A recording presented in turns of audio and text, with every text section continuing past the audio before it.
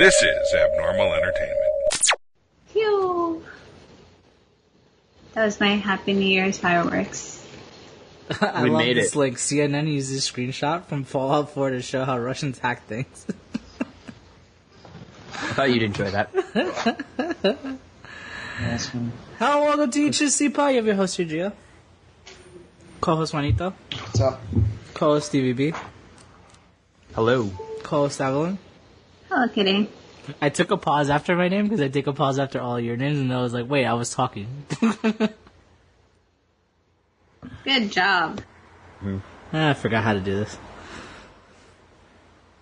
It's been a while. I like a whole year. I like the idea of Russian hackers using the Fallout hacking method because I just picture them sitting around staring at the screen really closely like we've only got 3 tries left and one of the letters is an R. Let's get this. Or they have one try left and you just press escape and then they go back and do it again so they don't get locked out for 10 seconds. If only hacking was that easy. I feel like the term hacker, though, is like used so... Has been hacked? Yeah, like it's used so like ambiguously. Yes. Because like I was watching that movie Snowden, so he was supposed to have hacked the NSA, and like I don't know. Do you guys? He didn't. He didn't hack the NSA. He took information he had access to. Yeah, he like just downloaded something on an SD card. How's it a spoiler? That without. Yeah, that's not a spoiler. Everybody knew that. It's part of the movie. If you didn't know what happened, and you know. Oh, so if you're buying the media where they're saying, well, I don't think they ever said he hacked if you the watch, NSA. They said like, he stole secrets. They totally said that he was. Obama fucking called him a hacker. It's in the movie. But is it in real life? No, it's not an actor Did Obama playing call him a Obama. hacker? It's a video clip of Obama calling him a hacker. Okay. Yeah. I wouldn't know. I didn't see the movie. And I'm not going to. It was good. I actually. Is it because it was all spoiled? I didn't know much about Snowden, but even if you do, I thought it was good. The Gordon Levitt did a really good job acting as that dude. It was kind of creepy, like watching him, because he like changes his voice a little bit.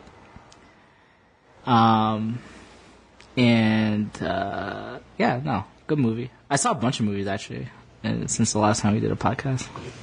Like what? I saw. I'm gonna do a list next week because I feel like I'm just gonna keep watching movies since the Oscars are coming out, so all the movies are coming out. So I can do an official, like an actual. Not everything is BVS top 10 of the year. Number 1, BVS. Number Amazing. 2, BVS. Number 3, I really, really, really like Deadpool. It's a good movie. Number 4, BVS. What was 3? Deadpool. It was 2. You skipped number 2. I said no, 2. No, you said BVS twice. I just keep saying BVS for every number except for 3. That was the joke. Ha ha ha. Yeah. Got it. Not. So what have you guys been up to? I've been watching Sherlock. I'm halfway through. That's about it as far as watching anything, really. Oh, you've never seen Sherlock? The new episode. It aired on January 1st. You're halfway through the new episode. Yes, which, by the way, I love the fact that the BBC lets you just go on their website and watch it. A lot of. Oh, really? That's what you're watching? Yeah, right on their website. A lot of networks do that, Steve. The BBC didn't let you do that if you weren't in the UK until very recently. Oh, I've been using which website am I on? Pretty sure it's sorry, not BBC, PBS. PBS just put it PBS, up. Yeah.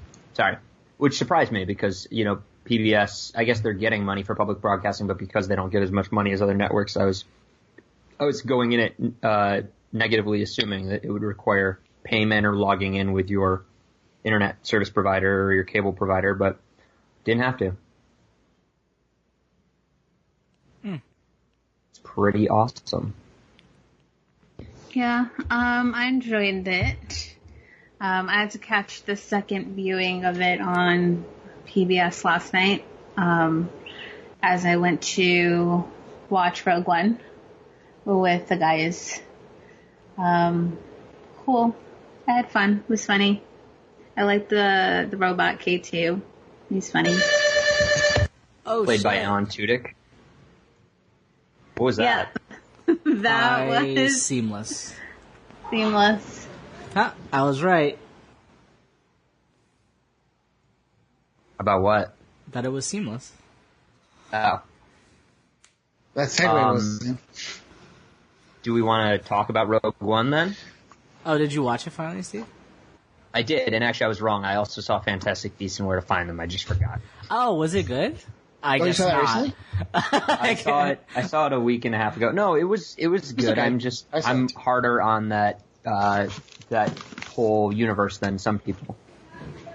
There were some things that I liked and some that I thought were not well written and didn't quite fit. I heard the reception was very lukewarm.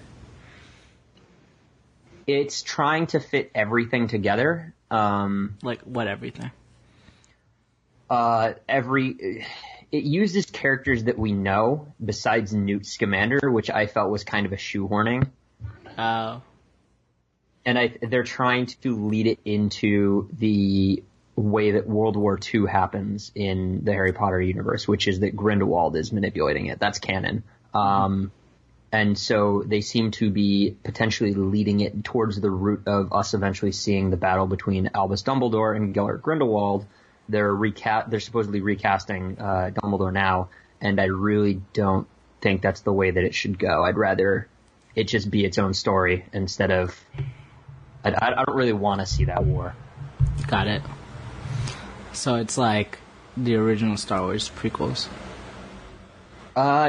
Yeah, actually. See that fucking segue right there? In terms of concept, not in terms of execution, it's definitely better than Episode 1. Execution-wise, it was bad, but story-wise, it was not. Wait, I'm sorry. Can you explain that again? I'm saying it's only like Episode 1 in that, yes, they're doing the same thing. They're trying to, it's prequels to the Harry Potter world. Like I thought it was just going to be, oh, here's a story about New York in the 1920s about wizards, but it's really not going to fit into Harry Potter except that Newt Scamander's in it, who is the grandfather, who wrote Fantastic Beasts and Where to Find Them, which is a textbook in the Harry Potter world, and is the grandfather of Rolf Scamander, who Luna Lovegood gets married to in the 19 years after. However, they're doing a lot more to be like, nope, we're going to show you it seems to be setting up, there's going to be 4 movies potentially going into how World War II happens with Gellert Grindelwald and bringing in Albus Dumbledore and being like, hey, here's this guy you really like, so please come see our other movies. And I was happier when it was just going to be, here's a new set of characters in a world you like. I wanted a Rogue One, not an Episode 1. Got it. That's actually a bad example, not a Rogue One. I wanted the movie we haven't gotten from Star Wars yet, which is, hey, here's the world with totally different characters. Yeah. Right. Not things you know already. Well, Rogue One is... Rogue One technically. Well, not necessarily. No, because Rogue One was a prequel as well. It was actually more of a direct prequel than Episode 1, 2, and 3 of Star Wars, which was fine. I enjoyed it, and we can talk about that. But I just wanted a story that's like, hey, it's in this world, but we're really not going to tie it in directly to the main conflict story that you knew. We're just going to tell another story. This is going to be, nope, it's going right into Dumbledore and how he becomes who he is. Got it. And I don't want that. What you mean. I thought it was fine. Yeah, it was. I saw it. I didn't think about it again afterwards. Oh, you saw it too? You know which part I'm talking about then at the end that I'm not happy about. Yeah. Huh. Yeah, it was just fine. It was going in the direction where it was like going to be its own thing, and then it kind of just like, yeah, it was okay. And that creature in the magical creature that they're in the movies, that is further explaining something about I can tell you more in text, but further explaining something more about the main storyline in Albus Dumbledore's life. Okay. That I liked was vague, and now she's trying to like explain it, which is kind of fine, I guess, but still a little weird. Right. I mean, yeah, at least you can live in the comfort that it's her writing this up, making this up. Yes. Her own, not like some side author or whatever. Like, not side author, but like someone else. But I think that's why I still appreciate it, because it was still her story. She's still telling her story, and if she wants to expand the universe, that's all on her. Yeah. But yeah, I hope the next ones are better. Yeah. I think my main issue, and you're right, because I do like that she's writing it. I think my main issue with the movie itself, and this is more a stylistic move they made in the other movies as well, is no one says the name of spells when they cast them anymore, and it makes it harder to follow the magic. Because I like the fact that in the books you can understand what people are doing, and now it's the same thing where they're just turning into smoke and they're just firing bolts at each other, but you don't know what any of it is. I know what you're saying. I think I was watching the magic in general is just magic. You don't know what any of it is. It just kind of happens. Right. Yeah, that makes that's a good point. Because I was watching, I think what was it, Half-Blood Prince last night, and I noticed that they say the spells. That wasn't in the Fantastic Beasts. Yeah. And none of the adults do either. If you rewatch Order of the Phoenix when they're fighting in the Department of Mysteries, the Death Eaters just turn to smoke and they're all just firing bolts at each other. But they should be saying their magic words and stuff like that. Exactly. That part. Yeah, and then especially the turning into smoke. I'm like, that was never a thing. I don't know where that came from. But and you can't apparate in the Department of Mysteries anyways, so it's total nonsense. You can't apparate in the Ministry of Magic. Kind of a nerd about that stuff. But anyway, yeah, I mean, it was good. We'll see what the next ones are going to be. I'm just mildly worried. I think the biggest disappointment to me was that it's still David Yates making these movies. I kind of would like... Did the last 4, right? He did the last few, like ever since 4. No, I think it's 4. I think he stopped making... I think 5 was a different director. 2 and 3 were my favorites, so that's... 3 is my favorite one for sure. That was Alfonso Cuarón. I think he did all of them after him. Yeah. Let's see. I mean, that movie you showed me, was it like Every Frame of Painting or something like that? The one about Prisoner of Azkaban, like, I still remember that. About how clever all the shots were. Yeah, that's what I said. He started on 5. Yeah. That doesn't matter. So we want to talk about something a little cooler, Rogue One. Dude, that fucking... Alright, spoilers, I guess, for the 3 people that didn't watch the movie. I mean, to be fair, if you paid attention in episode 4, there's really not much of a spoiler in this movie. Not really. I didn't know everyone was gonna die. I mean, there's a reason you don't hear about them. In episode 4, they're like, some pilot had to pay to Star get... Wars get does that so often where, like, there's a character that you never heard about, and all of a sudden they're fucking part of the story as long as they caught on. Like, they do that a lot, so I don't know. When have they done that? They did that with, like, fucking... the fucking dude right now in the movie, the Hispanic dude. And then they did that with, like, fucking... Alien? Chewbacca got, like, shoehorned into the prequels somehow. But that was still George Lucas, though. Yeah, but, like, they did the Disney movie, like, fucking C-3PO's still around somehow. I like all the shit. People that shouldn't be around are around all the time. You still haven't given me a good answer, but okay. I think it would have been possible. Also, I don't watch Rebels, so I didn't know if there was just a character that, like, they did mention. The only significant character, I think, is Darth Vader himself. That's it. The only one? The only significant character in Rebels. No, Guerrera's in Rebels. Yeah, but he's like he's not significant. That's what I said. Significant character. But he is though. What's Rebels? He is. No, he's not. He dies. He's in the movie for 2 minutes and he dies. Yeah, but he's not significant at all. He's significant in Rebels. Like he fucking is one of the major. In Rebels, fighters. I'm talking about. Yeah. We're talking about significant in this movie. Oh, okay. What is Rebels? It's you know how they had a Clone Wars cartoon which is supposed to be canon. Rebels is the new one. It's like after episode 3. And it's also going to be canon? It is canon, yeah. Okay. It's like the remaining Jedi around, Darth Vader hunting them and all that other stuff. Yeah. Got it. Grand Moff Tarkin's in it a lot, which is probably why he's in this movie. Oh, sorry. Yeah, okay, so it's Grand Moff Tarkin also. Yeah.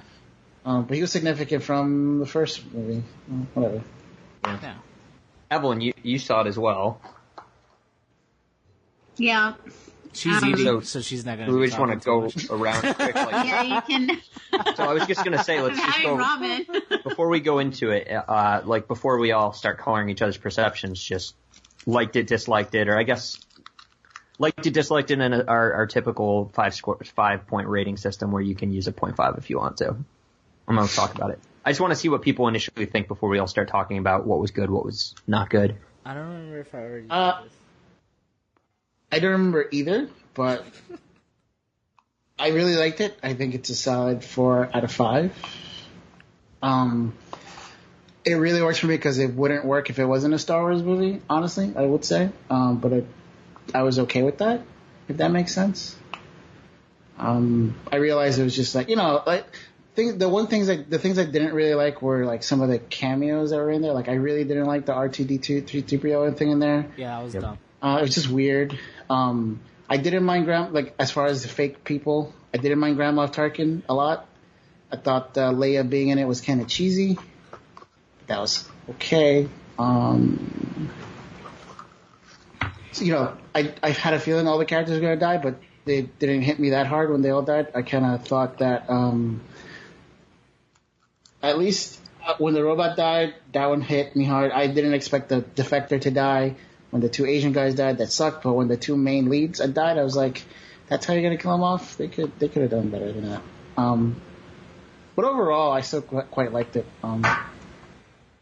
Generally speaking, I like how it, gave us a little bit more of that story of how they got it. Like, it was depending who you ask, unnecessary, but necessary enough that I enjoyed it, I guess. That's how I felt about it. I'd give it a 4 as well. I enjoyed it. I think I might have enjoyed it more than Episode 7, actually. Because Episode 7, we talked about this before, kind of followed the formula of Episode 4, Episode 1 in Star Wars movies, and this was more of it's a war story.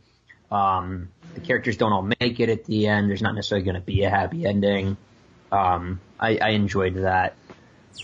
Definitely, there were some things about it I didn't enjoy, but overall I was pretty happy with it. So if they kind of can handle doing this with stories that don't directly tie into the main story as much, I think they'd be able to do okay with these Star Wars spin-off movies. I guess I have to give it... I don't remember what I gave Episode 7, but I like this more than Episode 7.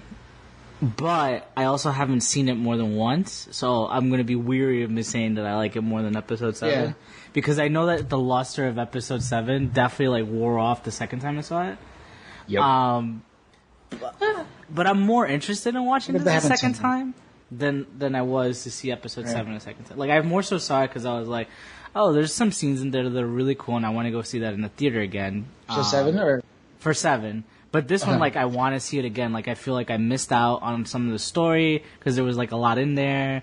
I want to spend more time with... I want to, see at least 3 of the characters over again for their entirety. The 2 Asian dudes and the K2SO. I need to see their whole performance again. I thought it was awesome. And I really like the action. So, that last sequence, I really... the last, 45 minutes of that movie are something that I'd probably watch over and over and over again. So... And there's, that fucking 30 seconds of Darth Vader awesomeness that I will just fucking replay over and over again, Blu-ray whenever I get that. So... I definitely liked it more than Episode 7. It's a great movie. It's one of my favorite Star Wars, period. So, I guess I gotta give it a 5. It's not it's a 5 in the sense that I don't think it's a perfect movie, but it's a 5 in I rank this... In the Star Wars grouping? In general, this is a movie I very, very, very much enjoy. It's an excellent movie. Yeah, it doesn't deserve an Oscar, but... Fucking really good movie. I'll watch it again. A lot. Donnie Yen and Wen Zhang are the 2 Asian dudes. Donnie Yen played the blind man and Wen Zhang played Baze. No, he's an IP Man, which I haven't seen. Oh, yeah. Which I need to watch. Me too. He was also in Blade 2. Was he? Apparently, yeah. I don't... He played Snowman? He's pretty old. Yeah. Coming from a person who's not obviously watched. Sorry, hold on. He wasn't. He is in the Crouching Tiger sequel. I wanted to in the sequel. Yeah, I told you I saw him at Crouching Tiger. Who the fuck saw the sequel? Sword of Destiny. He played Silent Wolf, and even more importantly, he's going to be in Triple X: Return of Xander Cage, which comes out in a couple of weeks. Did you guys know that? No. I never saw the first one. Oh my god! I saw the trailer once for that. I'm watching that in theaters. I can't wait. Okay, I just wanted to let everyone know she was right about that. Ha. But she's not though. He's not in Crouching Tiger, Hidden Dragon. He's in the sequel, which you can't just assume people watched. I didn't watch it though. So then, how the fuck did you know that he's in Crouching Tiger? Oh, actually, then you definitely weren't right. So I was a little racist. Yeah. Little. Go back to your fucking ramen. enjoyed this one a lot. I like the group dynamic. I actually laughed a lot more for the little quips as compared to the last movie. Overall, I thought the fight scenes, I agree with Gio here, the fight scenes were really cool. And that's it. I have to watch episode 4 apparently, because... Number. Huh? You have to give us a number. I would give it 4.5. Alright. So the overall ESS pod recommendation, go see this movie if you haven't done it. Yeah. Yeah, even though we just spoiled all of it. Not really. There's nothing really to spoil. Nobody gave any specific We literally scenes or said things. everyone dies. Yeah, but again, I knew that going in. Like, I'm surprised you thought that. Like, I assumed I don't everyone know. was going to die. I didn't think everyone was. I didn't think the entire planet was gonna blow up. Oh, that, no. I just meant to be fair, the planet was where they were building something. I guess it didn't surprise me when he was like, blow the planet up. I was like, yeah, because this is a black and white good versus evil movie. Of course they're going to destroy everything. Like, I was not surprised every time It's not, like, I just didn't expect the Empire was like, blow it up. I was like, yeah, that's what... Yeah, that's what they do. They're not written to be gray characters, you can understand. They're the super Nazis. They just kill everything. And to be specific, Juan, more so what I meant by, like, I didn't think everyone was going to die. Like, I knew Jane Erso was going to die. And I knew, like, you know, the heroes of this movie would die. But I didn't think all of them. Like, maybe one of the agents survive or some shit like that. Yeah, I thought they were all going to go. Like, you know, not someone that, like... You know, maybe one of the people that they could just shoehorn into movies later because they could have easily Like the not pilot? have mentioned them. Yeah, like, I don't know.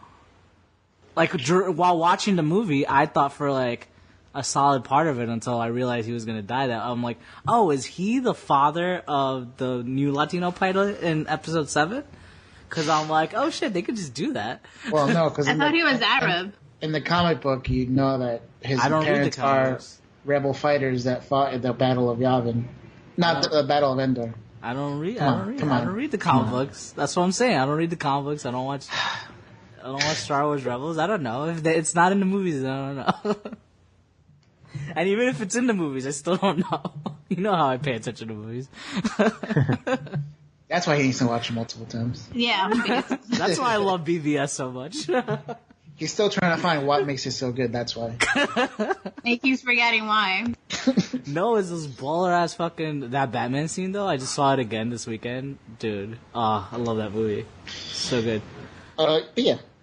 I guess to harp on our own opinions, I guess. At first I thought it was as good as I thought. I liked it more than episode 7.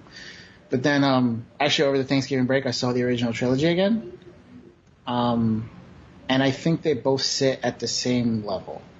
I'm gonna be one of those assholes that says like none of the new movies will ever be as good as the original trilogy. But I don't know. I do need to watch it again. So if that ever happens, I'll go with you. I want to go Saturday to see it on IMAX in the morning. Okay.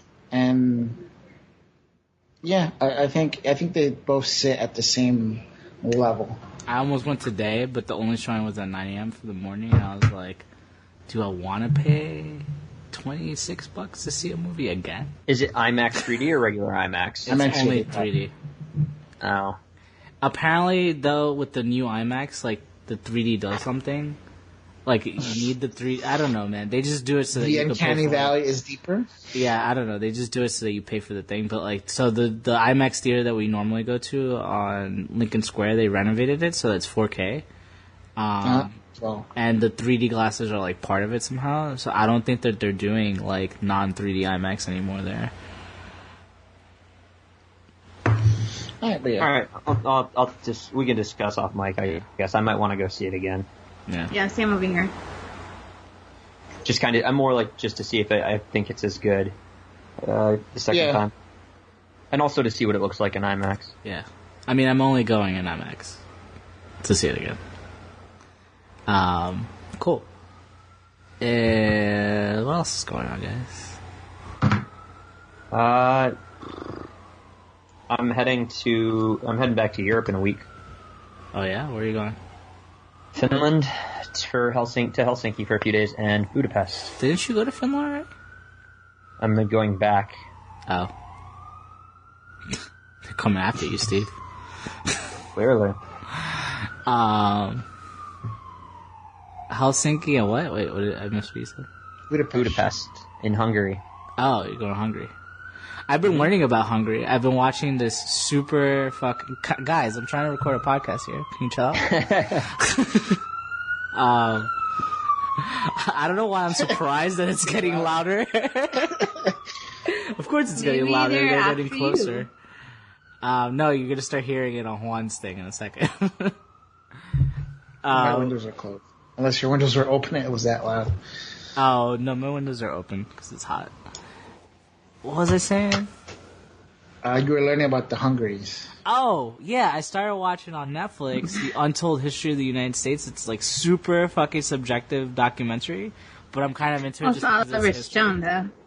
Yeah, like, honestly, you can boil the whole thing down to like how he thinks that this guy, Henry Wallace, was Bernie Sanders before Bernie Sanders, and that President Truman was Trump before Trump. Yes. Yep, I saw that. I've only seen the first episode of that, but it's very interesting. He spends the next like fucking 6 episodes saying the same thing. But it's good. Like, I don't know. It's very well made. Most things like that, I take it with a huge spoonful of salt because it's obviously one person's interpretation of history. Right. And like, I realized it really quickly, and I do appreciate that, like, without like flat out telling you, it flat out tells you that it's going to be super subjective. Like his little spiel writing too. So like, whatever, fine, you can do whatever you want. I prefer that over like the documentaries that like spend an hour and a half telling you something, and then at the end you realize that, oh, wait, this guy really thinks this whatever opinion is. So then you're like, oh shit. I think with things like history, you kind of have to be because, you know, there's so much weight and baggage to those kind of things. Right. Versus somebody telling you a story about whatever the fuck it is. But yeah, I appreciated that too. Like you know when you're going to go into that kind of quote unquote controversial stuff, you have to tell people, this is just my opinion, guys. Come on, take it easy. Yeah, take it easy. No, but it's good. I recommend it. If anyone's like a history buff, definitely check it out. It was a nice dive into World War II, which, I don't know, I haven't seen something in a while about it, so definitely appreciated that. And, you know, not until, you know, Wonder Woman comes out will I get another history lesson. What? This says everything you need to know about Gio. What just happened? I'm gonna learn about the Civil War. No, you're gonna learn about World War One. World War One. Come on. Whatever. Unless you start playing Battlefield 1. No, this was not an Evelyn moment. This was a very, like, I knew what I was talking about. Yeah, it was a very deliberate thing. I was telling Evelyn earlier today, I was like, I haven't gotten used to, like, her random comments. Because I've been away from her for so long. You detoxified? What was the thing you said the other day? Like, you were just talking about... I started a about getting a haircut. No, you didn't start a conversation. You can't start a conversation with a random comment about nothing. That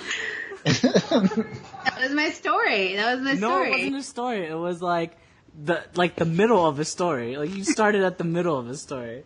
I was distracting when I was texting. Oh my god. Which always happens. Oh my god, that was so funny. Anyway, I was in Europe too. That was part of the break. I went to Scotland. The land of the Scots. The land of the Scots. The Highlands. And first of all, I'm going to lose a bunch of Scottish listeners because I thought Ireland was way better. Uh-oh. You're literally going to start a war. But it was nice. It was like, Edinburgh is a really, really nice city.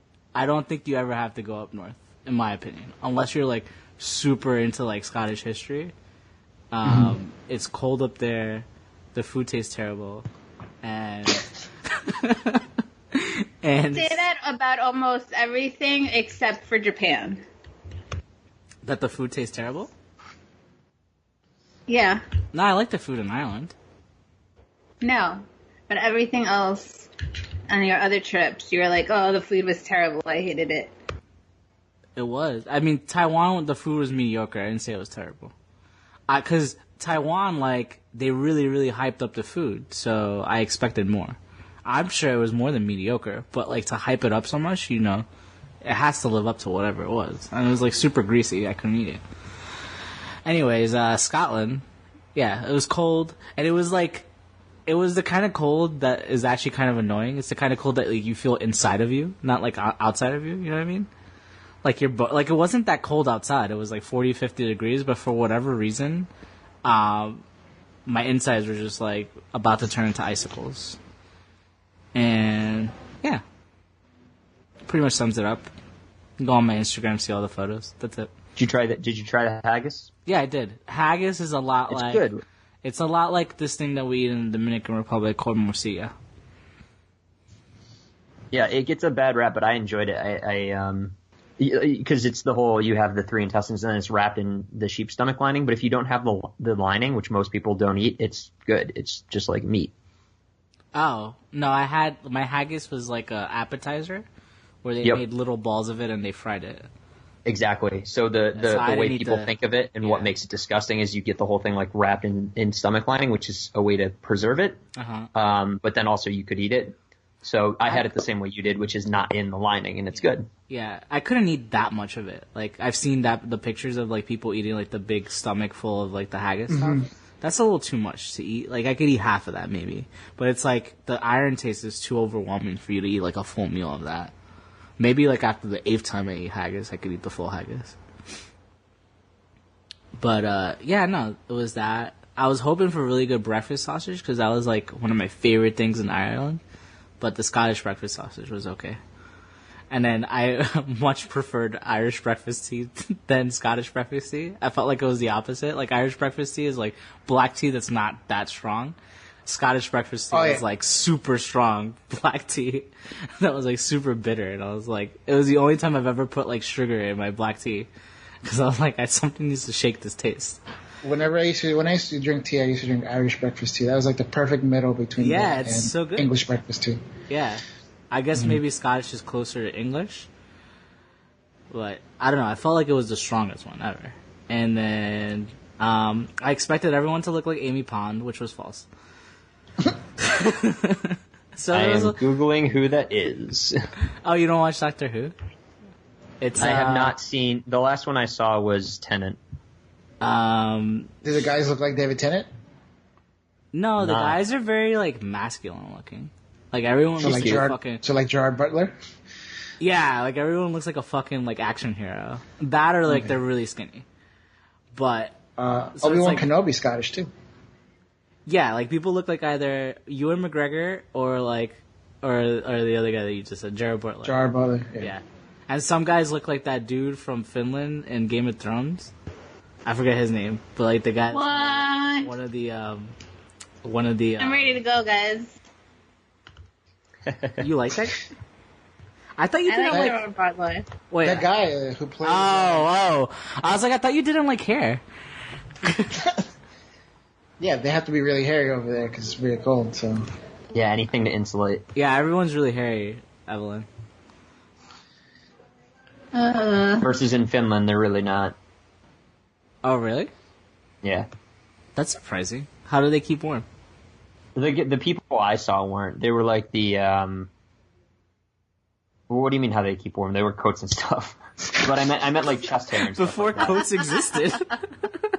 But I'm talking about like chest hair and stuff. Like they're not very hairy. They're all like blonde. They're all blonde and like no body hair. Oh, they don't like.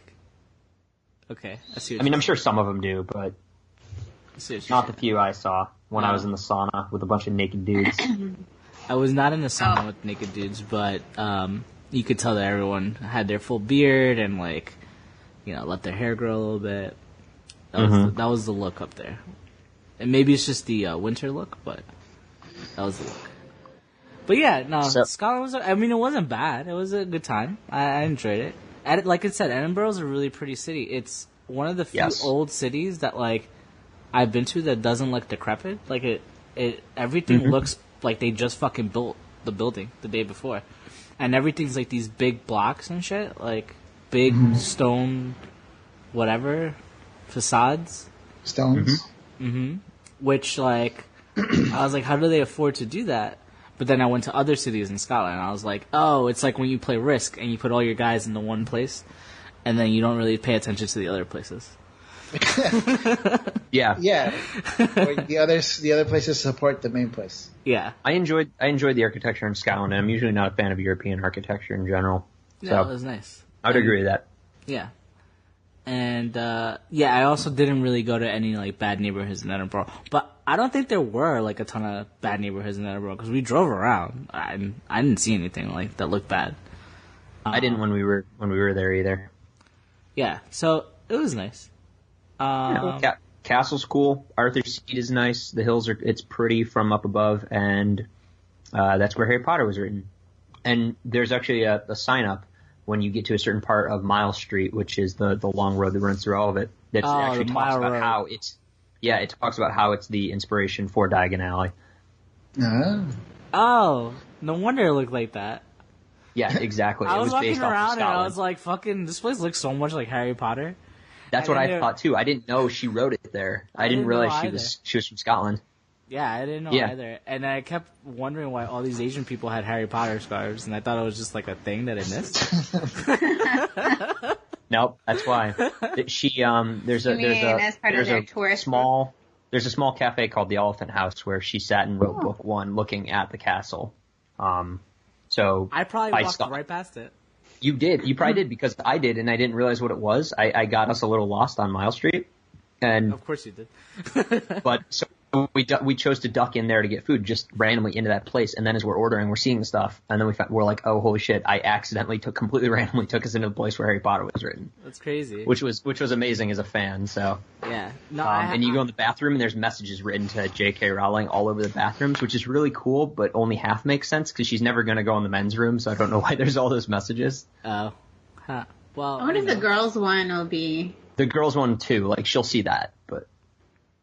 Honestly, I wouldn't be surprised if, like, when they close, she probably still does. She might have moved, but I'm sure she goes back. It sounded like she does, and I'm sure, at some point they were like, "Hey, we're closing up. Like, now that there's definitely no one in there, you should go look in the men's room and see some of the messages." Because it was really cool. Mm-hmm. Yeah, or That's she cool. could just walk into the men's room. It's not that big of a deal. Yeah, she's got the power. She can do whatever the fuck she wants. She's got the power. Yeah, so that's all I have about Scotland. I found the Loch Ness Monster. That was also on my Instagram. Yeah, I saw the picture. Yeah, I saw that picture. Yeah. It was a lot fuzzier than I would have believed.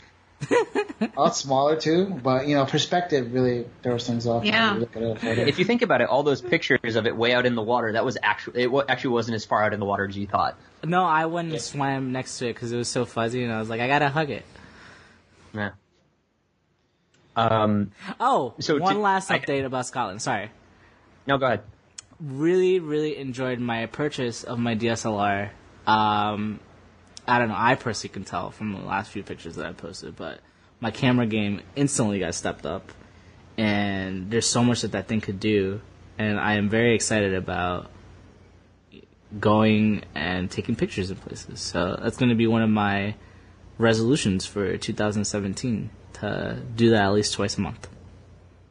Take a photo? Not take a photo. To go somewhere specifically to take a bunch of photos, like to go on a hike or to do whatever. Like, to go on. Armand has like a name for them, but basically just to go out specifically to take photos. I want to do that at least twice a month. So. That's one of my 2017 goals. It's called Facebook like aggregating. No, I'm not putting them on Facebook. No, it's Instagram aggregator. I hate when people post like 3 million photos on Facebook. I'm like, yo, I am trying to watch Ratchet videos. Get the fuck off my feed. What was it? So you noticed a big difference between this DSLR and the mirrorless that you had? Yeah, there's just like... So one of the big problems that I had with my camera is that I had, the typical issues of taking photos at night, but I also had a lot of issues with taking photos when it was super bright out, like, 12 o'clock or something like that, which I found myself being out a lot during that time. Specifically, like when we were out in Japan, there were so many photos that like I couldn't figure out how to take them just because it was just so bright outside when we were out in like towards the middle of us hiking that day, and Yeah. like some of those photos just didn't come out the way that I wanted them to, and it was because the lens couldn't handle like that extra brightness, and it couldn't it just couldn't do it. So You couldn't close the lens enough. That's what it was. yeah, I don't know the specifics of it, but like I couldn't like handle doing it, and I don't know enough about like photography to like be tweaking shit on it to like get it done. So I had a lot of issues with that, and basically like my best photos were whenever it was gray outside, which is fine, but like you know, that's not a situation that's always happening. And I did enjoy the portability of it, but like I ended up making my camera more bulky than it's almost as bulky as my DSLR, my camera, with all the shit that I put on it, like so that it like doesn't get broken and shit. But yeah, so switching over to the DSLR, like I don't even have to try to take good photos. Like the camera does everything itself, and I just have to make sure that I have good composition, which I just like have. So that's it. That's all I gotta do. What do you mean what do you mean have good composition? Like the stuff I was teaching you about, like where you want to put things in your photo, like the rule of thirds and stuff like that. Like just making sure that the things that you're placing in your photo are right, so that your photo looks appeasing to people's eyes and shit. Yeah. So yeah, I already have that. I already learned that. You know, fucking around with my phone and fucking around with my other camera. Also, this camera. So I bought it from Armand, and he opted to, instead of having the standard lens, which, you know, you can zoom in and out with, he opted to get 3 different sizes that are set sizes. So I have a 24 millimeter lens and a 50 millimeter lens, and then a one for like extra long range that I don't really use, cause I don't take photos like that usually, but I have it. But I am a huge fan of the 24 millimeter lens. I really like the way it sets up a frame, because it's a little bit different than your standard. Like most people are probably doing 18 because that's like the base setting on one of those photos that like, or one of those lenses that you can zoom in and out. So they're probably sitting at an 18. So this one's a little bit more zoomed in, like just slightly a bit, and the way that it sets up the frame is like awesome. So I started taking all these photos that were like, you know, I would see something in my head and want to take a picture of it, and it just more naturally lent to it than the 18 ever did for me. Things are like take up less height and have like a good width to it. So yeah, it was good. They're good rectangles. That's the best way I could put it for like people that normally understand. So yeah, I fucking love that lens. It's also a thing about prime lenses. That's what they're called, because they only have one fixed focal length. Usually have better glass in them, so they automatically will take better looking pictures because they're more. Think of it this way: something that's meant to do multiple things versus something that's designed to just do one thing will do that one thing better than the other thing will do multiple things better. Right. Yeah. So like if you ever see like professional photographers usually use prime lenses because they're better made, like at every facet of the thing. Yeah. Yeah, and it was fun. It was fun to like restrict myself to that size. Like I had to take the photo in that size, either 50 or 24. I found myself more so taking photos in 24 because I do a lot of landscapes and I like to grab like a good amount.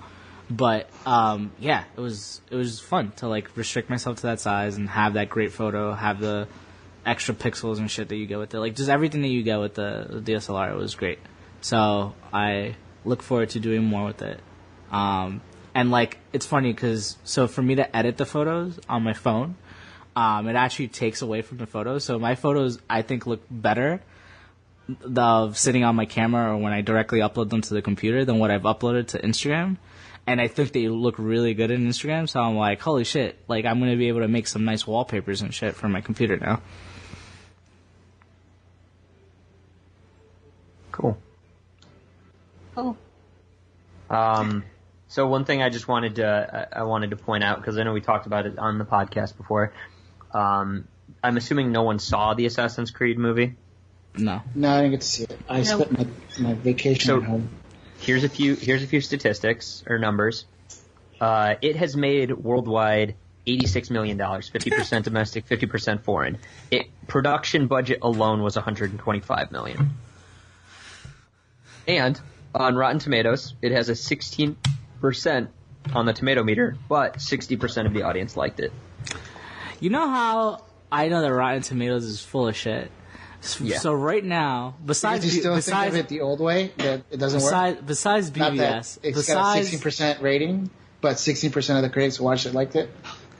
besides that, Yeah, that's why. so I'm really excited for Live by Night that I want to go see soon. And I was reading the reviews for it, which I was like, oh, these reviews are like good. I mean, they're not great. It's not as highly reviewed as his other movies, but he's like trying to live up to Argo and like Gone Baby Gone, which were like really good movies. So I'm like, all right, cool. Like, I'm excited for this. They're liking this movie. It's gonna be a good movie this year because we haven't seen like a movie, or I personally haven't seen a movie of that caliber this year. And then you go on to Rotten Tomatoes and he's sitting at a 35. And then I was like, how? And it was like, oh, I guess because it's not like, the review doesn't say, oh, this is the best movie ever, suck its dick. That means that it's not a thumbs up. So so there's only 6 of them right now up, or like there was like 8 or 9 of them because it had just broken the, Still today? I don't know. I haven't looked at it today, but I was, but Because I remember when you first brought it up. yeah, like it was like 6. It was like 6. But sitting at 6 and the waiting and shit, it had it at 35, and I was like, oh, that's so fucked up. Because like the reviews aren't bad for the movie. Like I read all 6 of them. I'm like, oh, they don't like dislike the movie. They said he should do better, but it wasn't like it's a bad movie. They're like, oh yeah, go watch it. It's a good movie. But we're used to more from Ben Affleck, which I wouldn't take that as a bad review. So that's more to the fucking bullshit of Rotten Tomatoes. Which, by the way, does anyone want to go see Live by Night? Because I really want to see that. I don't even know what it is. It's like about some prohibition dude, gangster dude. I don't know. Well, you sold me with that description. I don't know. Watch the trailer. Oh, it's the Ben Affleck one? Yeah, watch the trailer. Where that review you sent me said he's a bad guy that we're supposed to like. Yeah. He's like he's a gangster. I'll take a look. On a related, but I'm much more excited about note, it is the 20th anniversary of Princess Mononoke, and I'm going to see it on Thursday. Oh, right, you told us about that. Yeah, which I'm excited about. And apparently, they are showing Raiders of the Lost Ark and The Last Crusade on January 21st. In theaters, which I've only seen, I think, one of the two. I don't know. I'd rather watch that at home. More just throwing it out there. I don't actually think I've even seen all 3. I think I've only seen Temple of Doom and Raiders of the Lost Ark in like the time that I'm capable of remembering movies. I.e. after 12. Yeah. Oh, so the reason I brought up the Assassin's Creed thing is I feel like, 60%, at least on Rotten Tomatoes, 60% of just audience members liked it. And I was just reading through the R movies threads, and people who went and saw it were like, you know what, I actually kind of enjoyed it. And I think it goes back to kind of what we talked about before, which is I just don't think critics are ever going to like a video game movie. I don't think it'll be done. Unless the video game movie was in no way about the video game and became more of like an Oscar film. Or if they did like, I don't know, Firewatch or something, where it's solely story-based and has nothing to do with the video game and gameplay. Yeah. I mean, I think that's the tricky part because, most games are defined by their gameplay, I guess. Yep. Unless it's like your Uncharted's, like you said, Firewatch, or your adventure games, which are more about story. Or Heavy Rain. That's what they need to do. Make a Heavy Rain movie. Because that David Cage write the screenplay. I think critics still aren't really at the level where like they'll accept a big budget movie like that. Well, it's not even that. I mean, it's a bad story. It's a bad story. No, but like it's also like they're not. But bad story is like the ambition of like doing something where it's like a little bit supernatural, a little bit whatever, which games tend to be. I don't think that's still like like from a story perspective, people will accept it. So like any sort of glitch that the story has, they'll just pan it for it. And like those stories tend to have it. Like you think about like I think about it like if you think about Interstellar. Like, I think that's a great example because that movie got a lot of shit, and it got a lot of shit because it was ambitious. Because I don't think it was a bad movie. No, yeah, no. yeah. I don't think it got a lot of. I don't think it got a lot of shit at all. It It was was critically. overly complicated for no reason. Some of the things were way too convenient. It's about black holes. How do you mean for no reason? The end. No, that was my greatest complaint about the movie. Is the that's ending was way draping. too convenient and made no sense. That's window dressing. That's frosting. The actual story, like the story between him and his daughter and all that other stuff, that's what matters. And that kind of stuff was tugging at strings. Yeah. To tug at strings. It wasn't really earned, I think. Yeah, but it's not. Yeah. There's a lot It's of not fucking because- Oscar movies that do that. That tug at Oscar strings, and nobody Yeah, gives a exactly. shit for that. Yeah, they do. You No, do they it all don't. the time. I do, yeah, but I'm not a fucking. And other critic. people, all the people do that too. Like you. I mean, that's how you yeah. have something sitting on Rotten Tomatoes at 100, where the audience has it sitting at like 30. Which there was one movie I saw recently that had that was the example. Not exactly. It was like 90 something from critics, and then the audience was like sitting at like 40 or 50.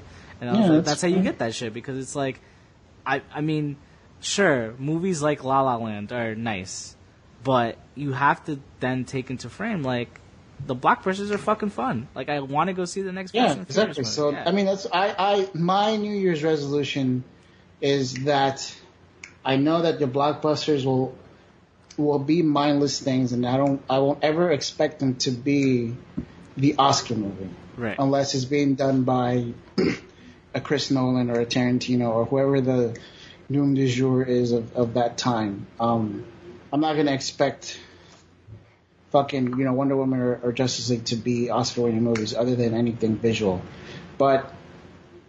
Yeah, and I'll watch my blockbuster movies, and I'll talk about how bad the stories are, even though they're whatever they are, and I'll watch my Oscar bait movies and see that people are making art to be rewarded, and some people are paying more money to just get them noticed. It's fine. I don't think that's a bad thing.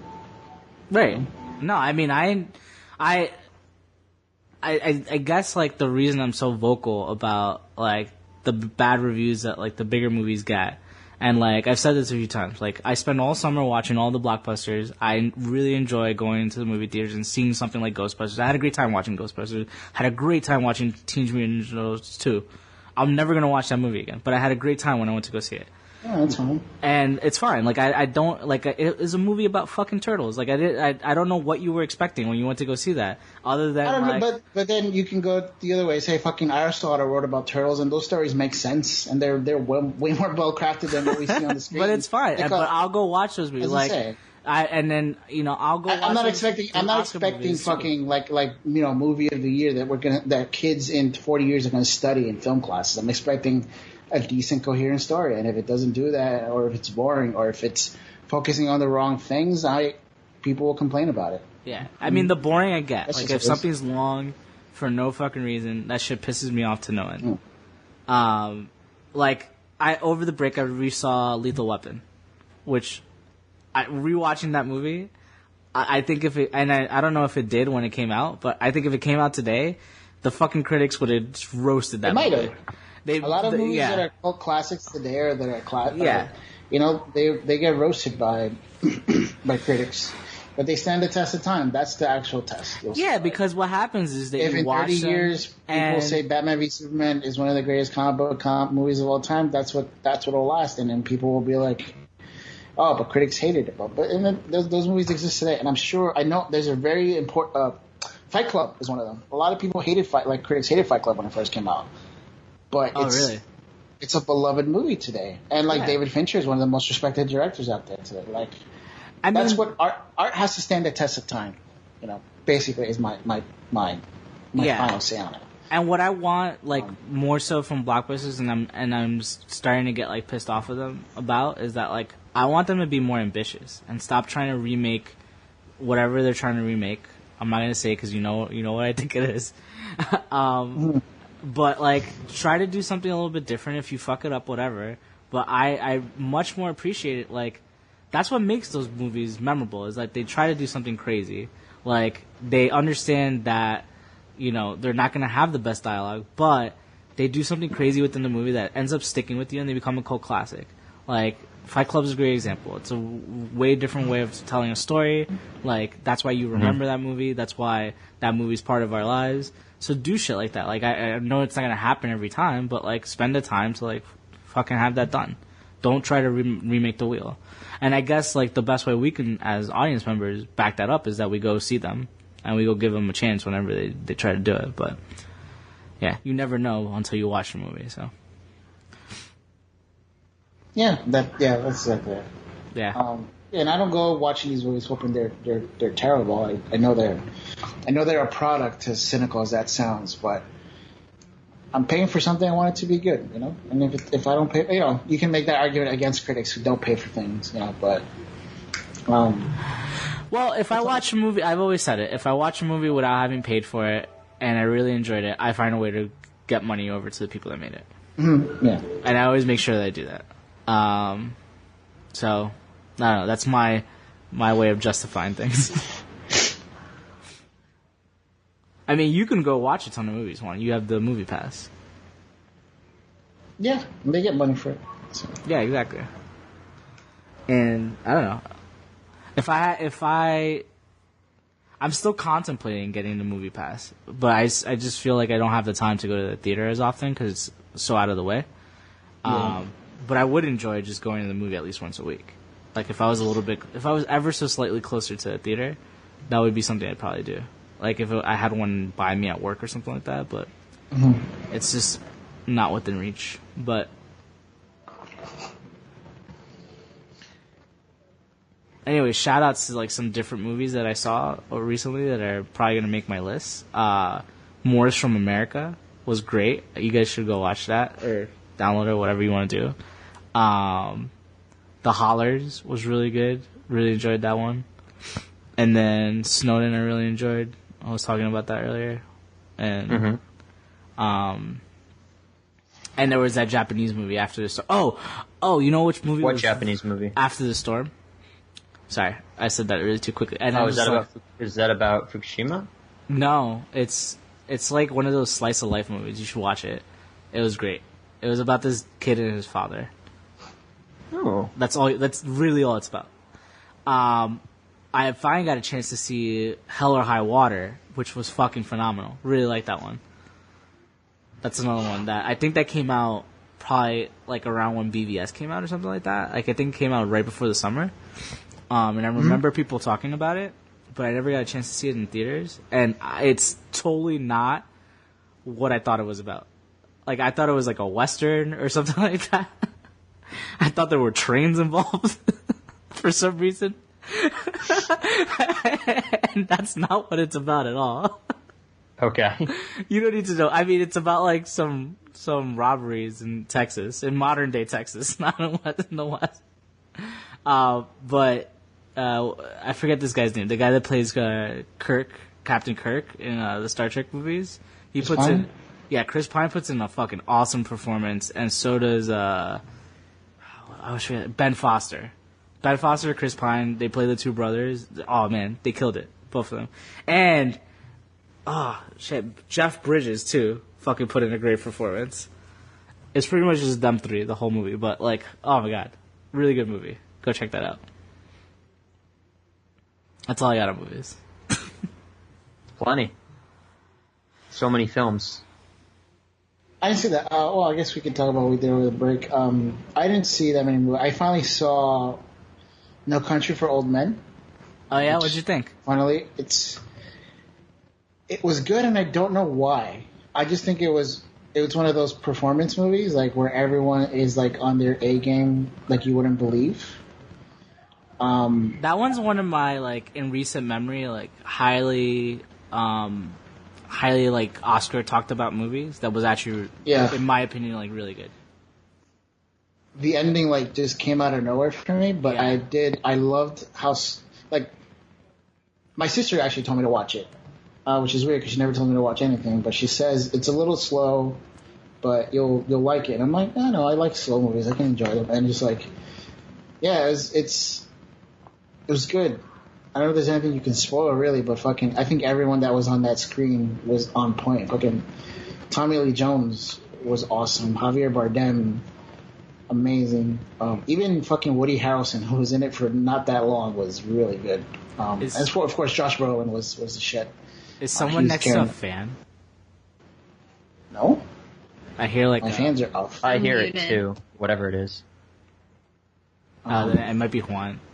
Something's going on over there. It's going. It could be what's in the bedroom because the doors are thin. Oh. Yeah, because it's hot in my apartment, so the dog is dying. Oh. But yeah, it was good. I caught up with a few TV shows. I started Black Mirror. Holy shit, that's a depressing show. But good. I'm only 2 episodes in. I only saw up to the reality show. Oh, you only saw those 2 that you talked about? Yeah, I only saw those 2. The next one, I think it's the next one, is one of my favorites.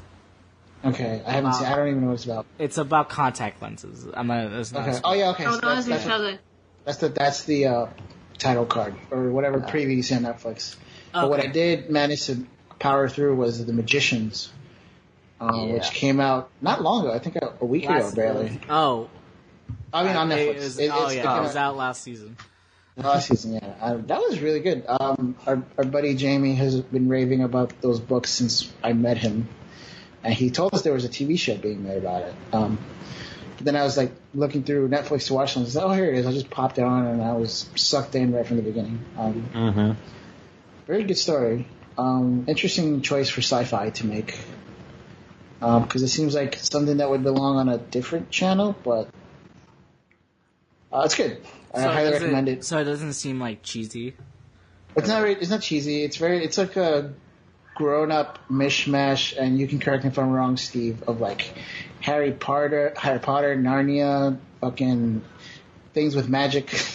Yeah, the other world that I'm forgetting the name of at the moment is very much the Narnia type. Yeah, it's got like elements of Narnia. I haven't read Narnia, but I know a little bit. It's like Narnia. It's got like a Harry Potter thing with like a school for magic. Yeah, the easiest way to describe it is instead of Harry Potter where they learn magic from like 11 to 18. Yeah, it's like a college. You go to a college because you're very, very intelligent, and magic is based around a very precise, you could call it a science, I guess, but it involves knowing languages and where the moon is at the time that you're casting and the humidity and other things that are affecting. It's all incredibly precise. And I think they even said that in the show. Like, brilliance. Like this is a science, and that's why I need to school for that.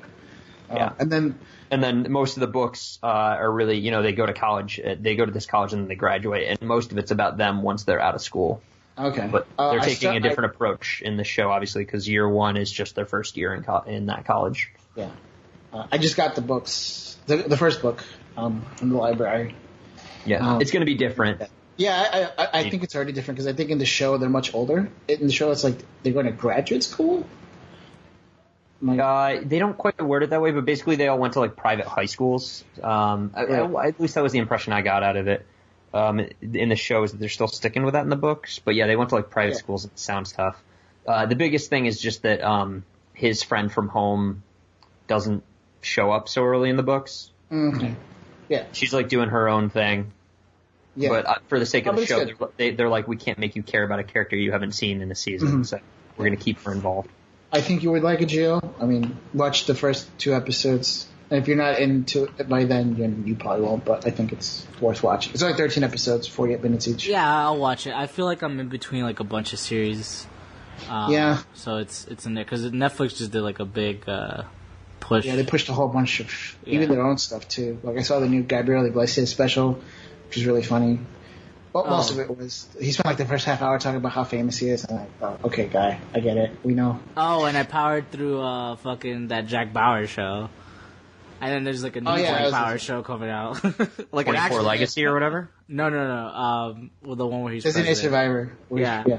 Like, that show is officially gone into like bad territory, but as it did that, it became so fucking addictive.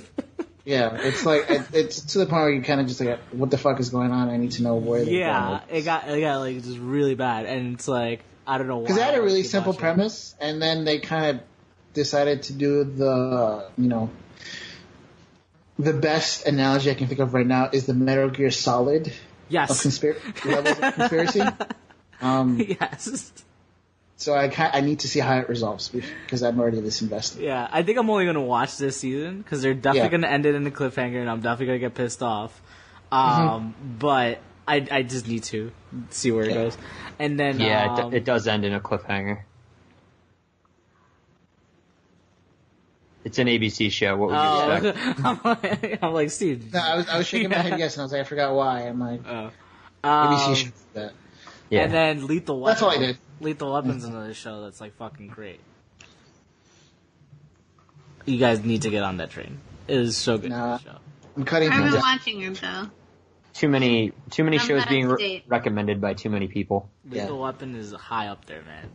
Fucking Dude. the Christmas My- episode. I can't watch Cray, sports cray. TV anymore. They're too long. The breaks are too frequent. No, So you lose the momentum. and- dude, we need to. I need to talk to you. I need to like invest into Hulu proper or Hulu Advanced because the commercial breaks in Hulu are fucking killing me. I was watching Nice. this show, Criminal Justice, Yeah. and for some reason it had breaks every 3 minutes, and I was like, "What is going on?"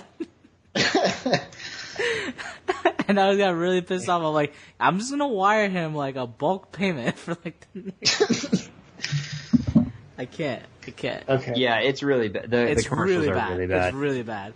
And the worst part is that they're not different commercials. They're the same. No, it's the same thing. It's over the same commercials over and over again. And me over coming from advertising, and I over know that and their over problem is that they think over. that they can sell these spaces to these brands and nobody wants to buy it. So they have like 3 campaigns running and we're watching Oh no, those 3 Hulu campaigns is failing. Hulu's been failing for the over past 2 and years. over and over again. So, They could just get rid of all the fucking slots and it would be fine. Because they don't have it sold anyway. But no. that was that's me for what I've watched. I didn't watch much. I spent way more time gaming. Is it time? Yeah, we can go into it. What have you been playing? So as you guys know, I have my Vive, my escaping from reality headset. Mm-hmm. And then over the break there was a winter sale, so I bought quite a few games. I got this awesome one called Raw Data, where you could punch robots, or you can shoot robots, or you can shotgun robots. It's just fun. It's like I got a whole bunch of most of my games are like what they call wave-based shooters. Well, you know, they come in. It's kind of like what do you call that game? What's that game? Space Invaders. Mm-hmm. But you know, you kill things and try to survive as much as you can. I've been playing that. That one's really fun. Another one called Zombie Training Simulator, which is what it sounds like. Like these cardboard cutouts of zombies come after you, and you shoot them. You got to shoot them in the head. That's really fun. What else did I get? Let me look it up. So I have my Steam open. Oh, what I was playing today before the podcast, I got this game called Elite Dangerous, which is like a high def, better version of what No Man's Sky was supposed to be. So it's just like a simulator.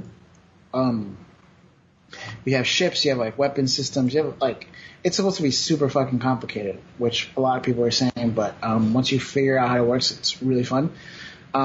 I'm still in the tutorial part of the game, and I've been playing for like an hour. Oh, wow. So I don't know what that tells you. But it's really cool. Like when I was learning how to fucking fly, like I actually got a little dizzy from like the spinning and like being in space. That happens to me in Eve 6. Because this was- is one thing where you have to keep doing barrels. Like, I literally did 25 of them in a row. And But I it's so came off cool. and I was like, I did that thing where you like spin in a circle and you like can't stand still. My favorite moment was when I learned like the second tutorial. You get like your hyperdrive. You learn how to use the hyperdrive, and I came out and I was in front of the sun, and I was like, "Holy shit, this is awesome!" Definitely, when you guys come out to try it, I want you guys to try it. Just at least like look at it because it's really cool. Mm-hmm. what I'm else did watching gameplay footage as you mentioned games. Yeah. What else did I get? Raw data. What did I buy? Oh, Space Pirate Trainer. Without mentioning those wave-based shooters, it's the best one for sure. What's it called? Space Pirate Trainer. Yeah. So you have like you either have like a gun or like a shield sword thing, and you just kill like robots for as many ways as you can. You can dip, dodge, dive, like shoot the bullets out of midair and all that kind of stuff. That one was really fun to play. But but that one's very like physically exhausting, and I'm not in the best of shape, so just like ducking a little bit like gets me tired. That one's also really fun, and I got this supposedly 1-to-1 physics of like a table tennis game where you play against a robot. And since I'm terrible in real life at table tennis, I'm just as bad in this game. But it kind of seems like it'll be the kind of game where I'll actually get good at real tennis. It's supposed to be. Because it's like 1-to-1. Like, yeah, like the physics are supposed to be very realistic. But that's what I have so far. I didn't get much other things. I wanted to get Job Simulator again, but that never went on sale. And I'm not going to buy it again. And a couple things that are still like what they call an early access, so they're not complete. So I didn't get those because I'm not buying games that are not finished. But so far, my favorite out of all those has been my favorites are Spice Pirate Trainer as far as the shooters go, and Raw Data, and the Elite Dangerous, which I actually got tonight, has been loads and loads of fun. I feel like I'm going to spend a lot of time with that one just because. Yeah, it feels awesome to play that one. Okay. Yeah, that's what's fun. So now I'm reiterating it again because I know Gio doesn't believe it, but this is the one. This is the VR thing I'm actually going to be keeping because I've actually been playing. I've played it more than I ever played the other ones, and I kind of just want to keep playing. And it is the best one. I don't think there's any debate by anyone in the industry. You know, it's the best piece of hardware. Yeah, exactly. CES is this weekend. That we're recording, they're supposed to be announcing like a bunch of like wireless connectors for the thing because right now it's like a 4 or 5 foot wire that plugs into my computer before I can for me to use it. And if one of those things come out that works perfectly and is decently cheap, I probably will buy one so I can play around wirelessly. Alrighty then. Yeah. I also bought a bunch of games during the break. I haven't played most of them. Oh, I forgot. Non-VR games. I finished Inside. It was okay. I think I like Limbo more. Okay. I won't deny that graphically it's That's beautiful. good to know. Do you think it did a good job setting the setting? Yeah. You know, for example, like when the dog is chasing you, did you shout? So, because I did. So like Gio said, I'm a sucker for the ending of things. So if something doesn't nail the ending for me, I'm not going to like it.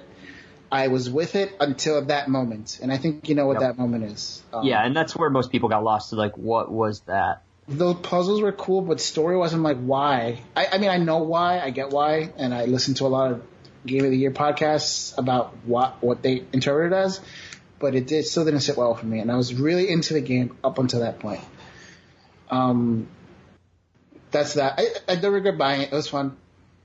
They tried something new, and barring maybe the ending, I think they did a really good job. Yes, up until that last half hour, 45 minutes, you could say.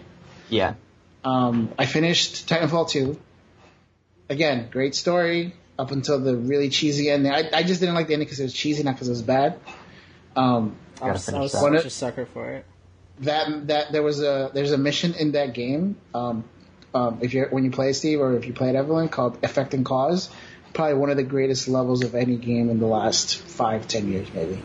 What difficulty did you play it on, by the way? I played it on regular, so whatever. I think I'm going to step down and then go through it on Master. I want to get the Platinum, but my roommate made a point to me, which he's like, you're supposed to be kind of badass in this, and unfortunately when you're playing on Master difficulty, you need to take cover a lot. Yeah. Which is probably not the way you're supposed to play this. I didn't really chase any trophies. I only chase. There's trophies you get if you kill a Titan using different loadouts. That's the only one. Yep. Yeah, I got all those trophies, and I'm trying to do the fucking trophy in the beginning. Have you guys gotten that one yet? Which one? I watched a video on it. Yeah. Dude, did you pick up? tough. You picked up the good gun to use? No, I gotta watch the videos. I was trying to just do it. The closest I can get is 42 seconds, and I'm like, yeah. There's a gun in the shooting range. You have to jump out, and it's up above it, and it's the best gun for that. It's not a gun you normally use in the game. It literally just exists in the training. See, my problem with it right now is that not the gun, but I still don't get the wall movements the right way to do a perfect run of, because there's these two parts where you have to your best option to kill the 3 guys is to throw a grenade. The first one is hard, and the first one's really, really hard, and I've only gotten it once the right way to like aim it at the right direction because you're on the wall when you're trying to aim it down. And then the second one, I usually fuck up because I like don't get out of the zone of the grenade affecting me in enough time because I'm like wall riding a little too low. So just watch a video. It's really tough. Yeah, it is. Yeah, I think I saw a video of some guy doing it like in 30 seconds or something like that. I'm like, how? I watched it. That's flawless. 30 seconds is flawless. Yeah. I mean, I'm proud of my 42 seconds. That's not bad. You should be. Titanfall 2 is, still a great game. Still my game of the year last year. And I played an unusual amount of Star Wars Battlefront. I don't know why. I gotta try it really fun. The VR thing came out for it, right? The VR thing came out for it, but it's supposed to play like the spaceships do in the actual game, which is not great. So I'm not upset that I missed out on that, I guess. I gotta still play. I haven't really turned on my VR since I got the Pro. Or not since I got the Pro. Since I found out that to get the Pro to do actual HDR, you have to like not have it running through the VR thing. And I was like, so now every time you don't I want to switch play, the cables, yeah, every time I want to play VR, I have to like switch the cables, which is kind of a pain in the ass. I have to position my PlayStation in a better way, like maybe sideways somehow, so that I can have quick access to the cables. That's really what I got. But you know what? Battlefront isn't as terrible as I thought it was. It was just missing content, which it did when it first came out. Because I bought the season pass a while ago. I don't know why I did. It was just on sale. I'll try it out. But I never played it. But if you do buy it, if you do guys want to play it, I really only recommend the Death Star one because that one has the most fun modes in it. There's a mode where you basically do the Death Star attack thing at the end of New Hope. And it's actually really cool. That's it. Yeah, okay. For real this time. Since I had almost started before, I bought a bunch of games too. Put some quality time into Persona. I'm getting there. I think I have like 2 more months within the game to finish it, which is not a long time. Yeah, great story. I'm telling you guys, you really should just get a Vita just for like the sheer amount of Vita games that I was able to buy for less than $50, and all of them are like really quality games, like really good. But I guess you already missed the sale, so it doesn't matter. But yeah. I got Severed, which I heard is really good. I'm so excited to start playing that. Oh, I played that on my phone.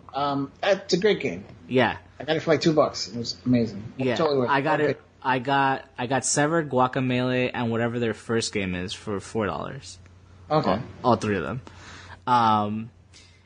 I also got Downwell for my play that I was just playing right now, and it is exponentially better for PS Vita than it is on your phone. And you get trophies now for it too. So now there's like, I don't know, now I could like do different way, like, so if I don't know, I keep recommending the game, but I'm pretty sure you guys haven't tried it yet because you have to pay for it. I got it for PC. Yeah. Yeah. So like, you have to like, it's one of those games where you can't really like beat it. You just keep playing. But I found out that you actually can beat it. It's just so hard that most people don't. And you just like fall down a wall. You have to like step on dudes or shoot them. It's so good on the Vita because you have real controls, and it looks better now that it's like not taking up the entire screen, and you have like a side screen to like look at your life and look at your other stuff. Yeah. That's not taking up like where you're playing. So I highly recommend that because it's a cross-buy, so you get it for PS4 and PS Vita if you ever decide to get a Vita. But for $5, you get it for both, so it's totally worth the $5. Been playing Metal Gear Solid 5, and that story is getting fucking progressively worse and worse. I can't. I just beat level 31 where you fight their version of the Metal Gear for the first time. And I'm just sitting there, and I'm just sitting there. I'm like, how the fuck is this Metal Gear more like capable of doing stuff in 1985 than it was in fucking 2005? 1997. Was it 97 the first one? I think so, yeah. No, I think it takes place a little bit in the future. The future? Yeah. I think it's like 2005, or maybe. No, wait, that might be Metal Gear Solid 2 that takes place in the future of when it comes out. But whatever. How does it, 1996, whatever the fucking time. 2005 is when the first one takes place. Yeah, see, I was right. So how does the Metal Gear of 2005 not capable of doing, like, remotely what this fucking Metal Gear could do?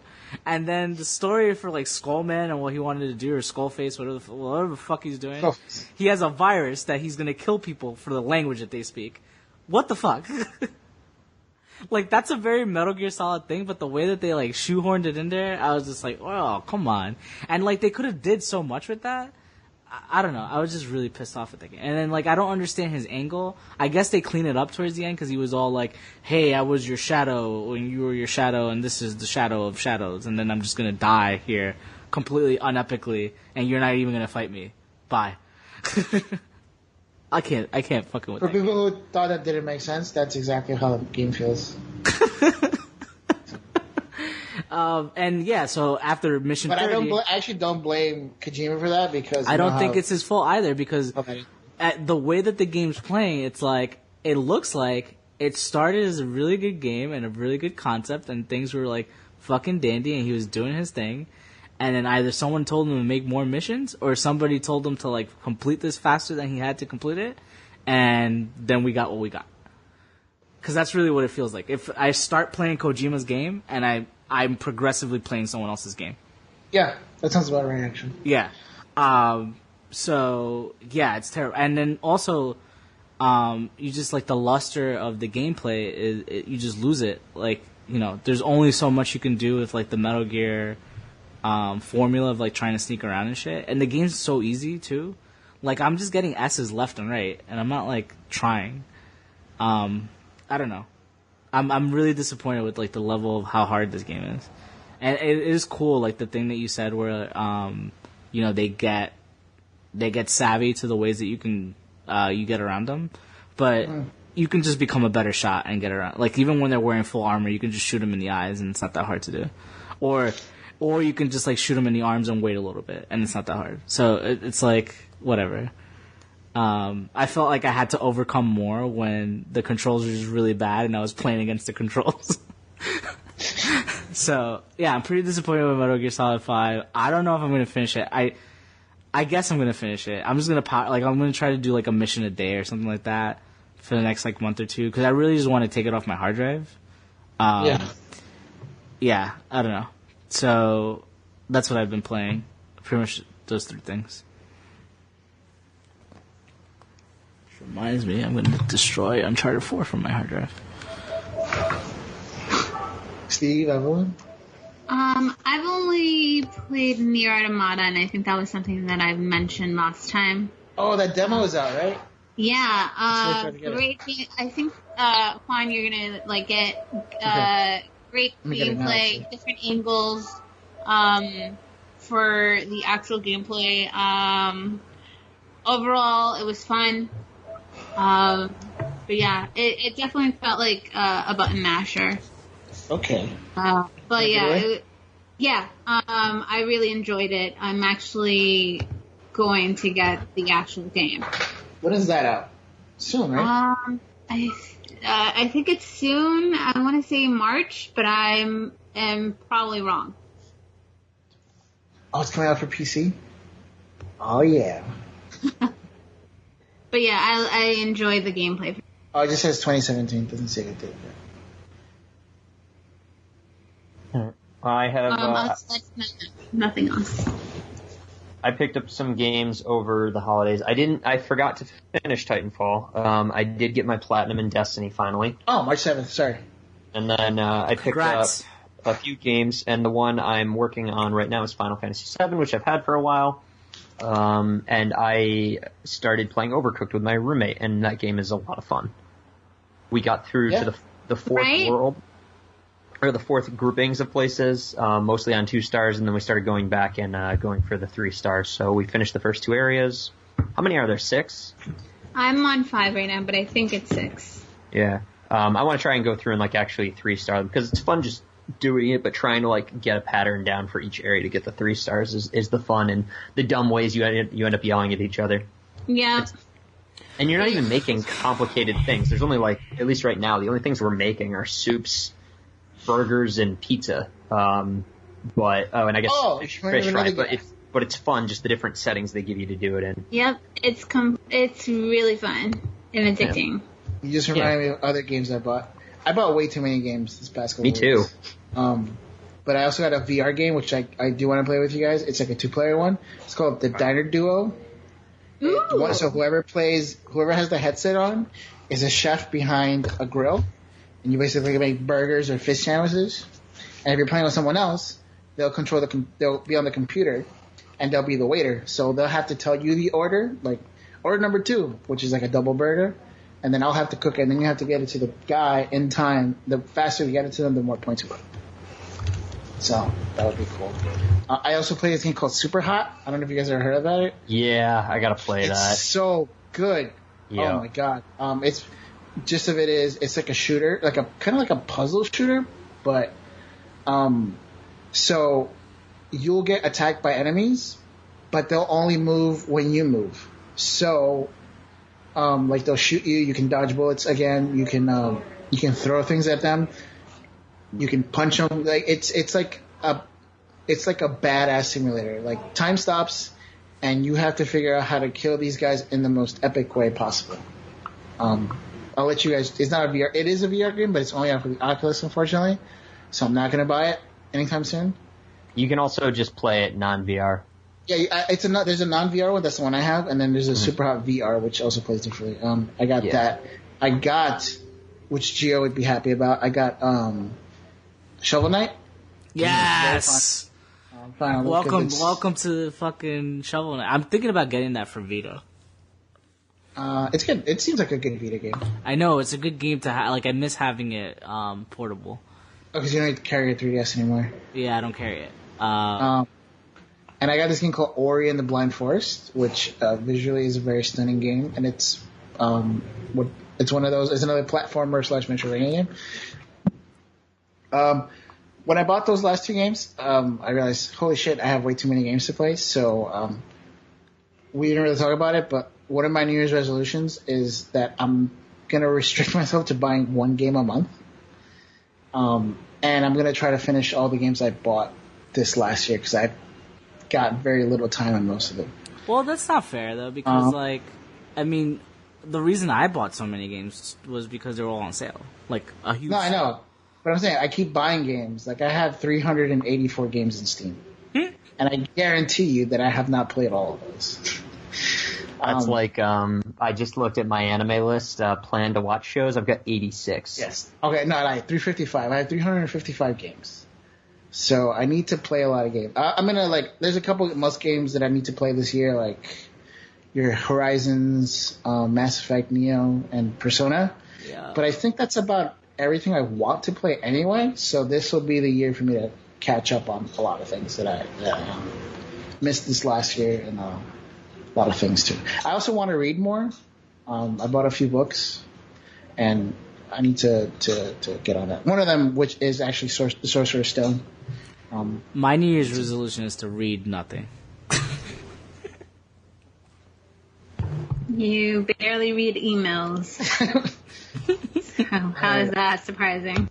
Sorry, I didn't mean to hijack that, but I don't know if you want to talk about that. If you guys believe in resolutions or what you want to, you have goals, 2017. I won't end it on stuff that. like that. She was hungry. Mine was so like I said, I read more books. I have a few books. Play all my games, buy less games. I think that's it. Oh, my biggest resolution is finally get on the road to move into Hollywood for my career. Because I've been talking about it for too long and I haven't been doing anything. So if I do anything career-wise, it's get me closer and closer to Hollywood. I understand Hollywood, but to work in film as an editor. I'll defer to anyone else.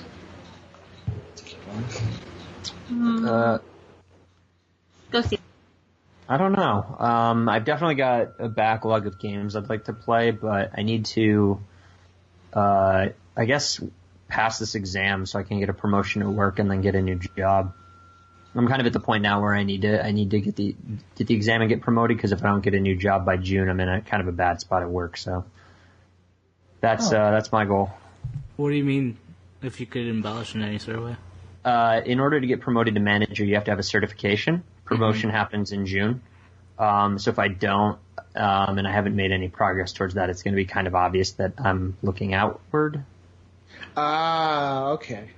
So you need to put like a facade. And the alternative would be to figure out exactly what I want to do and get a new job in June, by June. Okay. Got it. I guess. So it's better to do this, get the promotion, set myself up as a manager with more to put on my resume, and then kind of look from there. Okay. Or who knows, maybe work will find something that'll interest me, but the hours are really not enticing me. I'm envious of my roommate. He has more of a standard, not 9 to 5, but like 8:30 to 6 or something, but like it's standard hours and he can kind of plan his life around that. I'm actually really not happy about the fact that I'm going to Budapest in a few weeks. I'd love to go, but just it's not a good time and I'd rather be around. Yeah. Understand.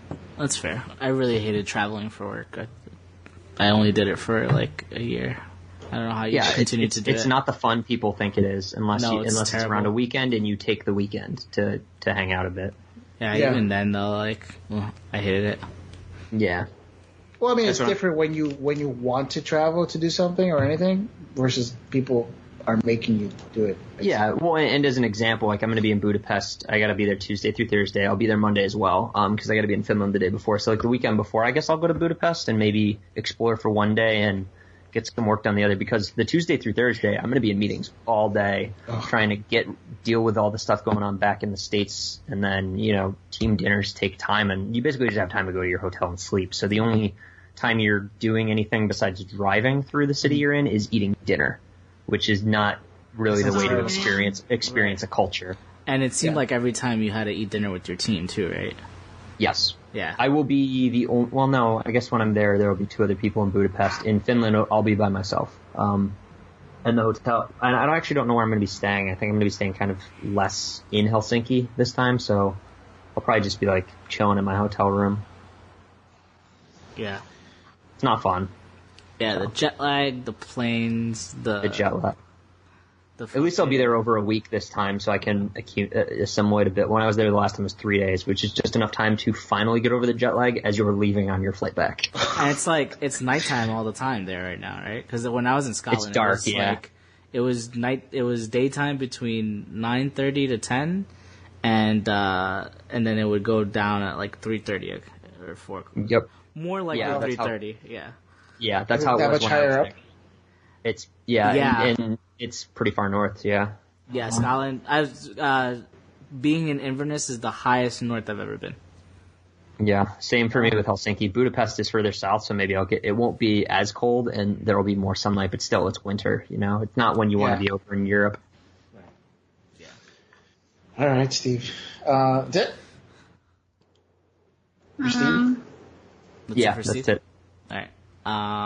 Since Evelyn has not said anything, I'm just going to skip I am her. actually going to go. Asshole. You can finish. Well, I skipped you anyway. Okay, you can finish it. My resolution for this year was, what did I say? I was going to go do more photo trips, photo excursions, take more photos for a day sort of thing. Basically, it's to get out more sort of thing. Like with purpose. Yeah. The reason I don't go anywhere is like I usually only will leave the neighborhood to go drinking or something like that. I'd like to do more like dinners and stuff like that, but like people aren't always game for that. And I also go out for like movies and stuff like that, but that doesn't really feel like going out. So so I think there's a good excuse to go enjoy the city more. Like I feel like I've just, ever since I moved up here, I've gotten really comfortable just staying around here, which it's fine. Like I like that I really love my neighborhood and I really enjoy the time that I'm here. But I do think that, living in quote unquote the greatest city in the world, I should be going out and like doing more stuff around it. So it'd be a good opportunity to at least do that half the weekends in the month. Then my other resolution is that I want to eat breakfast. Okay, that's interesting. Yeah. It's good. You want to elaborate a little bit? I don't eat breakfast at the moment. Yep. So why do you think that would help you? Or like, what's your... Why do you want to eat breakfast? Yeah, why do you want to eat breakfast? I don't know if it's going to help me or not, but I want to eat breakfast. There's a reason why you want to do it. That's what they say. So I want to eat breakfast because I feel like it's more like a healthier way of distributing the eating than they do in a day.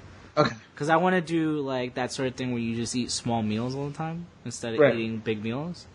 And the key to that is definitely breakfast. So I want to teach myself to just eat something in the morning. So I actually just bought. I set my alarm for 30 minutes earlier than what it said, which is a good compromise. Like I realized to give up on trying to go to the gym at I used to wake up at 5:30 in the morning to go to the gym, and that was working out really well until all the travel from work completely fucked up my schedule, and then like I could never get back into it. Ever since August, I couldn't get back into like getting up that early. So I guess I was only able to do it for half the year, a little bit more than half the year, but yeah, I guess I was only able to do it for half the year, and I really missed like getting up on time, and I was eating breakfast since I was up that early, just because I was up so early. Mm-hmm. So I think if I wake up like half an hour earlier, I should be able to like I have my juicer, so I could either make like a juice in the morning, or I bought a bunch of protein isolate, so I'll either do that or I'll make protein shakes in the morning. But I think like if I do a liquid in the morning, I should be able to eat breakfast, because the other problem that I have with eating breakfast is that my stomach can't really hold like solid things right when I wake up. It makes my stomach really upset. But I do know that I can do liquids like easy. So like, I could do a protein shake or something like that. Like that's fine for me. I think it's just the idea of having like something firm in my stomach is difficult for me. So I'm gonna do either or, both. I don't know. But the goal is to eat breakfast. Good. For me, I've said this before, and I think I'm gonna actually do it this year. I'm gonna start taking like classes to learn Korean. Oh, cool. That's the only thing that I really have, and I guess the other goal would be to actually go to Korea this year. I have a friend that goes in August every single year, so I'm gonna see if that is somewhere in the plan. And that's it. That's it? That's all I got. Alright. Happy New Year. Ooh. Me and Steve are gonna get yoked too. I don't know what that. What does that mean? We're gonna get. You guys are gonna come together to become. To come together, yeah. Is yoked referring to eggs like fertilization? I don't understand. Don't you watch Game Over Greggy? You don't know what yoked means? No, I don't. It needs to get buffed. Yeah. Yeah. I went rock climbing over the weekend. I did ab workout yesterday. Steve, are we gonna run the thing that Evelyn did to beat her? Oh yeah, when is that? Yeah, when did you run it, Evelyn? When is it? October. Yeah, let's do it. I got plenty of time. I mean, I'm not doing it to beat Evelyn. I just want to do it. I'm doing it to do it in less than 6 hours. My hair will be. I feel like that's a very doable thing. That should be good because there's only 2 of you. Huh? I had a whole group with me. Oh, the excuses are already started. It's true though. She said that last time. She said that last time. Hey, I probably won't do most of the things. No, that's fine. But like I said, you're not waiting for a big group to come together. So you should be fine. It's just you and Steve. We're going to be out there getting yoked. We're going to get yoked. Not sure which definition of the word we'll be doing at the time. It's 10 months. We're making omelets. Ew. Oh man, that reminds me of a line from a weird semi-comedy band, hip hop band. It goes, "How you like your eggs, fried or fertilized?" I've heard that before. It is exactly what you think it is. Steve, tell the people where they find us. They can find us at esspod.com, where you can find the last 148 episodes of this podcast, as well as this episode 149 if you've stumbled across it in some other manner. You can also tweet to us at ESS Podcast. Tell us what your goals are for 2017. And if you want to find our network, Abnormal Entertainment, you can do so at abnormalentertainment.com and tweet to them at Abnormal Podcast on Twitter. Let them know what you think of the show. Steve, I really like this Rico Suave thing you got going on in your hair. I'm a fan. Yeah, I know. I just The only noticed annoying- it. Flirting with you. Right? It's starting to get interesting. Yeah, So here's the I'm a thing. fan. It's so long it gets in my eyes. So I got hairband. I got like a band to keep it out of my head. Oh my god. You're like a soccer player now. Oh my god. That's what Steve. Justin said because my roommate sent an Snapchat of that, and he just got back the response: "European soccer trash, Steve." This is I don't wear this outside. You look This like is- you're about to work at an artisan coffee house. Yeah, I don't wear this outside because of that. I only wear it around my apartment to keep the hair out of my face because I realize how shitty it looks. But the only alternative is to wear a hat. No, it looks good. I'm telling you. Not wearing this though. It's annoying because it gets in my eyes. Oh, yeah. Yeah, you should probably not wear that outside. So that's my other goal for 2016 is for my hair to get long enough I can actually get it to stay back. Also, if I put it in a man bun, you guys have permission to shoot me. Or I'm just gonna cut your man. Oh down if my you have god. A I'm gonna ponytail is fine, but I am not putting it in a man bun. one. I'm gonna walk around with scissors just so that I can cut it. What if you call that a samurai bun? Yeah, well, that's Yeah. why. I think that's offensive.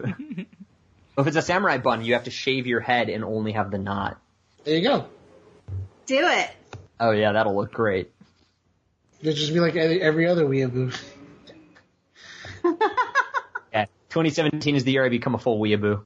Alright, till next week, this has been Issues Sleep Pod. Deuces. Head to abnormalentertainment.com for all of our podcasts and blogs. Go to cinemaheadcheese.com for our movie reviews and news. Don't forget our YouTube channels, Abnormal Podcast and Cinema Head Cheese. Get us on Twitter, @AbnormalPodcast, and find all of our shows and Abnormal Entertainment on Facebook. You've been listening to the Abnormal Entertainment Network.